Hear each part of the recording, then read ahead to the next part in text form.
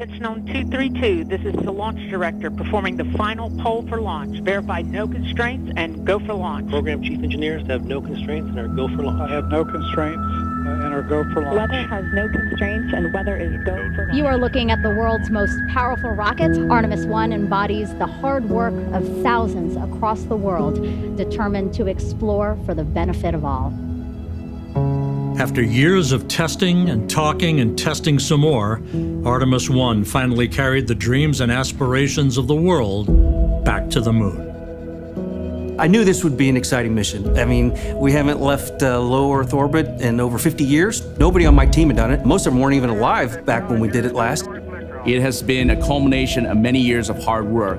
It certainly represents a lot of that design and effort that we have put in to build the first human spacecraft for NASA in over 50 years. It sent a message to the world that we have laid the foundation for a generational rocket. We are not just going to the moon, we're going to prove that we can live and work on the moon and establish an outpost on the moon for future distant exploration out to Mars and beyond. I'll never forget coming in the afternoon and everything is just working per the timeline. And you're starting to feel like, you know, today might be our day. Great news, no constraints to launch. You know, I'm sitting on the console at my station and things have been pretty quiet and, you know, you start to get this sense like this thing's gonna go this time. And here we go. In the wee hours of that morning of November 16th came, it all fell together, and the payoff was a launch that shook you to your foundation and signified that America was back on the road to the moon.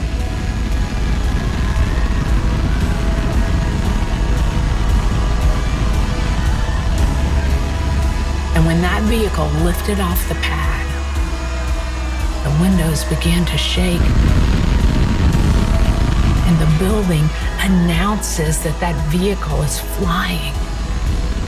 I was overwhelmed with joy and excitement, not just so much for me, but for the entire team, for the country. It was eye-watering. And I was tearing up. What an amazing accomplishment for this team. I'm still shaking a little bit. That never gets old. That is always one of the coolest things you'll ever see in your entire life.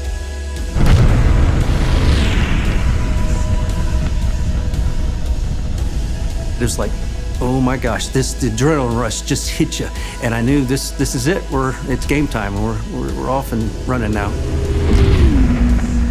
For the first time in 50 years, we were breaking out of low Earth orbit to head toward the moon.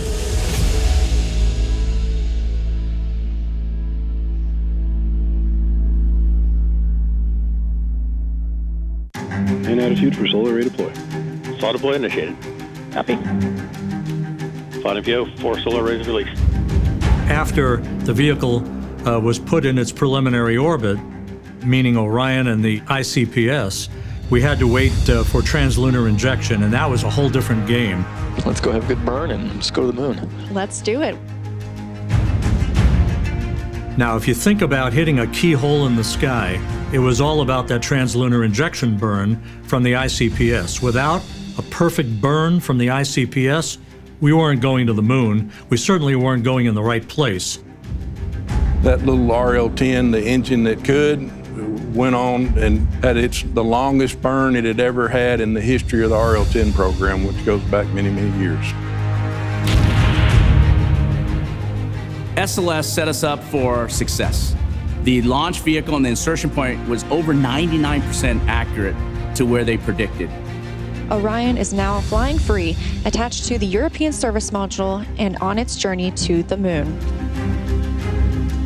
We had video from Orion shortly after the translunar injection burn was complete.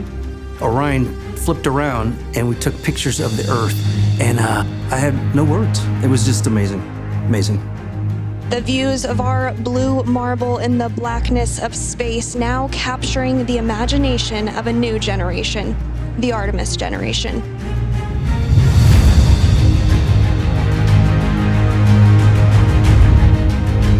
It was 4 days to cross the line of demarcation to enter what is called the lunar sphere of influence, and you could see the Earth beginning to recede.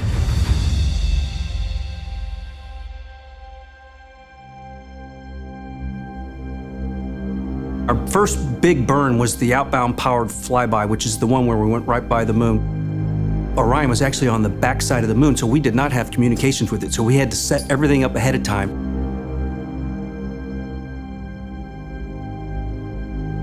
When we lost the signal, we waited, held our breath, said some prayers, and then sure enough, it came out from the backside of the moon, and we were on our way to the distant retrograde orbit.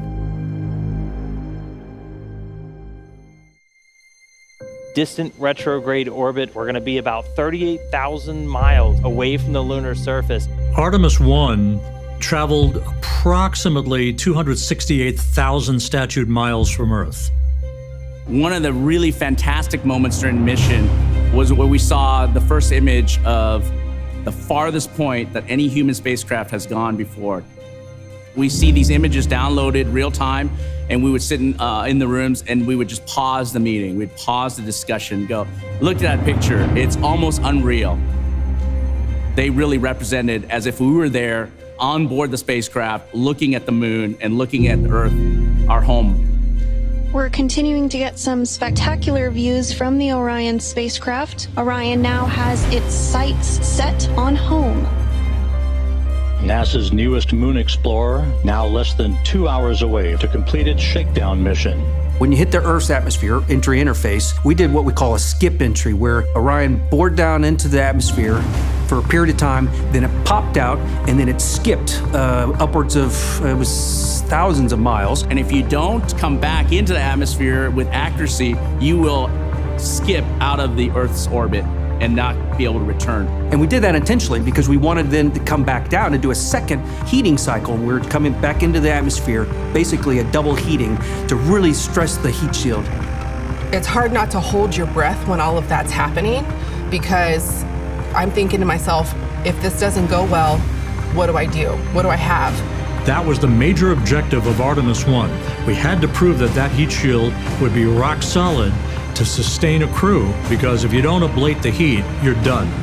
And there it is, high over the Pacific, America's new ticket to ride to the moon and beyond now in view. Finally, on re-entry, that was a culmination of that 25-day mission that we waited with bated breath to make sure our baby came home. Splashdown, Orion, back on Earth. And when it hits the water, everyone just goes. It's just a rush to get to the capsule as quickly as we can. And so the teams, they feel the sense of urgency. The small boats move, the helicopters move, we're taking imagery from the air. We handled the recovery capsule like it was a fragile egg. We wanted to make sure that the heat shield got all the data that they needed, that everything, all the mechanisms were preserved. From Tranquility Base to Taurus Littrow to the tranquil waters of the Pacific, the latest chapter of NASA's journey to the moon comes to a close. You could sense a sigh of relief in the flight control room in Houston, knowing that our job was complete. We had brought Orion home successfully and set the stage for grander things to come in the future. It was a testament to the hardware, but it was a testament to the teams, all of the teams that had a hand in bringing that hardware together. We learned so much about how this vehicle is going to operate, and we proved that it is ready to put humans on board. For Orion and for Artemis, this is just the starting point. Next thing is getting ready to fly the crew on Artemis 2. Ladies and gentlemen, your Artemis 2 crew. So, waiting in the wings, Artemis 2. And now, the humans are getting on board. Thank you to the NASA workforce. Thank you to our industry partners, everyone in Europe that's working for this. America has made a very deliberate choice over decades to curate a global team, and we are going to the moon together. We need to celebrate this moment in human history. It is the next step on the journey that gets humanity to Mars. Am I excited? Absolutely. Initial reaction to that news was just intensity. Finding out was a humbling experience for me. Shocking. is the best word I can say. Disbelief, an immense sense of honor and responsibility. Putting the first 4 crew members on Orion is what I'm so excited about. I want to hear the stories about what it is like to live in the Orion spacecraft. We're going to test out the vehicle's ability to conduct rendezvous maneuvers, crew's ability to actually fly Orion manually, and most importantly, we're going to test the environmental control system. We got humans on board. We got to keep them safe. We got to keep them breathing. And then we're going to have them come back at that high-speed entry of 32 times the speed of sound to make sure that they can survive this for future missions. It's very exciting to fly crew, but it's also daunting, right? Because these are people, and they're putting their lives in our hands. This one needs to perform and will perform as good or better than the first one did. And so we have new launch commit criteria. We have changes to our procedures, changes to our timelines. We have new systems for crew. We have new systems in the capsule. We have an emergency egress system. We have new recovery systems. We want to make sure that we've gone through those time and time again so that when launch day rolls around, we're ready for anything that the hardware may throw at us. By building incrementally these capabilities, improving these capabilities that we have through the Artemis campaign, we will be able to live on the moon and be able to perform science that is very important for deep space exploration. I am ready for Artemis 2.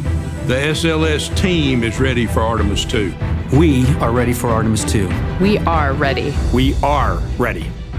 All right, I'm ready. Let's go.